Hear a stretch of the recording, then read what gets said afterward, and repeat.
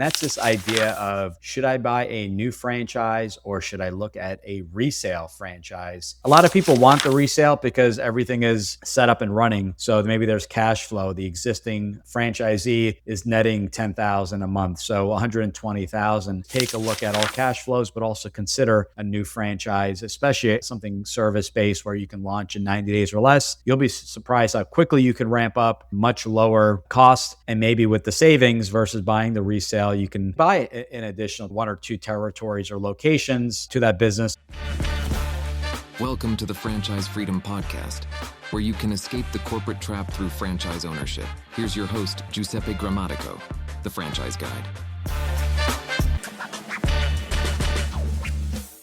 Hey guys, welcome to the Franchise Freedom Podcast. I'm your host, Giuseppe Grammatico, your franchise guide. Very excited for our show today. This was a popular topic both at our conference in New Orleans, as well as the past couple of weeks since we've been back. That's this idea of, should I buy a new franchise or should I look at a resale franchise? And I wanted to tackle that topic today. Definitely some pros and cons. We wanted to cover that on the resale side, but in order to kick this show off, wanted to start off with, what a new franchise would look like, and then we'll go into what a resale looks like from the standpoint of purchase and due diligence and things like that. So, new franchise. When you're looking at a new franchise, our process remains the same, right? We are looking for the characteristics in the business. We're looking for the match. We're looking for your role in the business. What's the transferable skill set, the soft skills that you're bringing to the table? It may be sales, it may be networking, it may be management, it may be operations, whatever the case may be. We still want to find you that match. So nothing changes there. We'll look at territory availability. We're going to make sure the investment's in line. Do you have staff? Are they W-2, 1099, brick and mortar versus something service-based, something maybe home-based? We're still going to look at all that. Now, when you are looking at a new franchise, you want to find out, right? There's no exact answer, but we want to look at scale. What's the total investment, the item 7, and how quickly can I get open and start scaling this business of profitability? And you'll have the ability to speak with existing franchisees and really pick their brain, right? Ask them the questions of how long it took them to get up and running. What was that cost and how long did it take to get to profitability? They may be coming back to you with, took me a year, but if I had to do it all over again, I'd eliminate X, Y, and Z, or I'd do things differently. And that could significantly scale back on that time frame. So that's why it is great, regardless if you move forward with the brand or not, to speak with franchise owners, because you get to kind of hear the inside information of how things work, advice and things like that. So plenty of advantages there. Now, when you're looking at a franchise resale, you're doing the exact same due diligence. As I mentioned, you're looking for the ideal fit. You're also going to be speaking directly with the franchisor. So however you found that resale, franchisor wants to make sure you're a good fit for their brand so that you understand what the role of the franchise owner is, what the agreement looks like,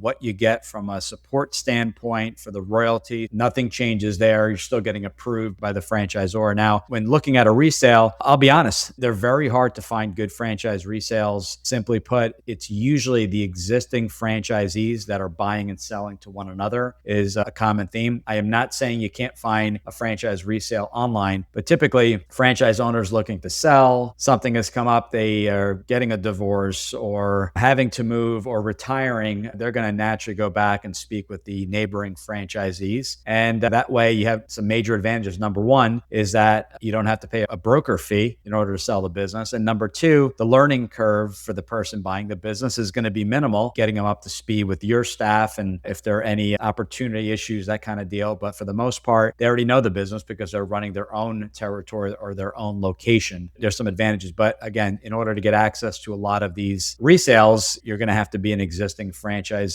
or you're going to sites like Biz Buy Sell and trying to figure out, okay, are the numbers accurate, and kind of doing a deep dive and still having to meet with the franchisor. A lot of people want the resale because everything is set up and running. So maybe there's cash flow. The existing franchisee is netting $10,000 a month, so $120,000. Also, a key mistake I see a lot of people make when looking at resales is that they forget to factor in the loan payment. So the person selling the business may be debt free, theory, they may be netting 10,000 a month, but what does that mean to you? Just to keep the number simple, if they're netting 120,000 a month and they're selling at a 3 multiple, that's 360,000. So you're paying 3 times earnings. So 3 years, if you're lucky. Sometimes we've seen them as high as 4 and 5 and beyond. But you're paying 3 years in advance for the ability to have that cash flow. So that 120,000, assuming every customer stays on, now you have to factor in, if taking a loan, what is that note payment going to be? Just to make things simple. If that note payment is $5,000 a month all in with interest, your cash flow is not 120,000. It's only 60,000 because you're factoring in the loan that you had, the previous owner didn't have. Maybe they had originally, but they had paid it off. That 120 net ends up being less because you have your note. So you have to factor that in. You want to make sure it's something that works specifically for you on a $60,000 estimate of what you may be pulling out, assuming every customer stays on, but also assuming no growth. Things to consider, and that is one of the major areas that I see being missed, is the buyer thinks they're going to get the exact cash flow, forgetting about the loan, or assuming that the owner had a loan. And they may have a loan as well, but you want to factor in the numbers for you between interest rates, what you have to put down as a down payment, making sure you have those cash reserves. Hey guys, thanks for listening. I hope you're enjoying the show. As a thank you for being a valued listener, wanted to offer you a free copy of my book, Franchise Freedom. This book was written back in 2020, and it's my exact blueprint in helping you find that perfect franchise. I wrote it based off my experiences and wanted to pass that along to you. Want to chat today? You can book a call directly on our website, top right side of that screen, and you can schedule a 20-minute call. We'll dive into if a franchise is a good fit, help you get qualified, and figure out what that perfect franchise match may be. So I hope you take me up on my offer. Once again, Franchise Freedom. Download the book today for free, or book a call with me directly, and we'll help you bypass all that information you find online. Most importantly, figuring out if a franchise is the right fit, and then figuring out what that perfect franchise looks like. So thanks again for listening to the show, and back to the show. All right, so we're going back to resales. What are the other things you have to consider when looking at a franchise resale? What is the state of the business? My staff, are they going to stay on? Are they happy with the business? Are they disgruntled? What's the situation with the staff? And is there anything that needs to be fixed there? Your clients, your customers, depending on what business line you're in, what are your Google reviews, social media reviews? You want to take a look at that. Are there any outstanding jobs where maybe money was taken, a deposit, or maybe paid in full and not completed? What does the community think of that business? Because if the business is being sold and that previous owner did not do a good job in the community, or it left a bad taste in people's mouths, or something happened, some negative PR, you're going to have to factor that in, because that's going to be really taking a step back and approaching this as, hey, this is under new management and we've made some changes, and it's going to require you, which you would do anyway, but really spending time calling every customer, and equally as important, every past customer, letting them know that you're the new owner, if there's anything you can do, how to get their business back, how to continue with the services. So these are things to really consider. But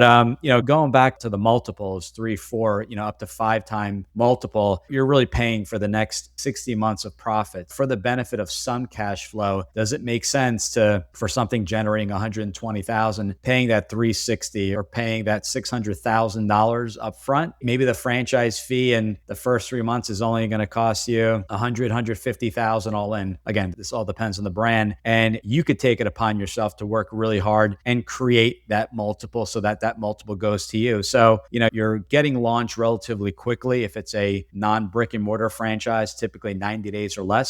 So the ramp up, just like, you're going to need some ramp up with an existing business, you're going to have to go to training. You're going to spend a lot longer on due diligence, and half the amount of time you can get up and running with a new franchise, because the due diligence is straightforward. You're not looking at existing books and customers. You're just really meeting with the franchisor and franchisees across the system. So my argument is that you can always launch the business in a quicker time period, start from scratch, start cleaner, and then start generating that multiple on a much lower investment, which means less risk, less out of pocket, a lower monthly payment if you're funding this through the SBA. And why not pay yourself at some point in time? You decide to sell the business in 5 or 10 years, get that 3, 4, 5, whatever that multiple looks like, so that you can pay yourself and make that money while just owning the business. But on the exit. So I challenge everyone to kind of, think about existing cash flow and realistically, what does that look like from a pure cash flow after loan payment? What does it really look like? What type of premium are you paying? Is it worth to pay for the next 3, 4, 5 years in advance for what the business is doing now? You can make a much lower investment in the business and make it yours, clean slate, and not have to deal with any outstanding headaches so that you can ramp up that business and sell it for whatever multiple is appropriate for your industry, length of time in business, and the amount of volume. Because you want to obviously be showing some growth year over year while having those systems in place so you're not in the business full time or, as they jokingly say, working 100 hours a week. Those are some things to consider. So think about that next time you're looking at a resale. I will say I spent years and years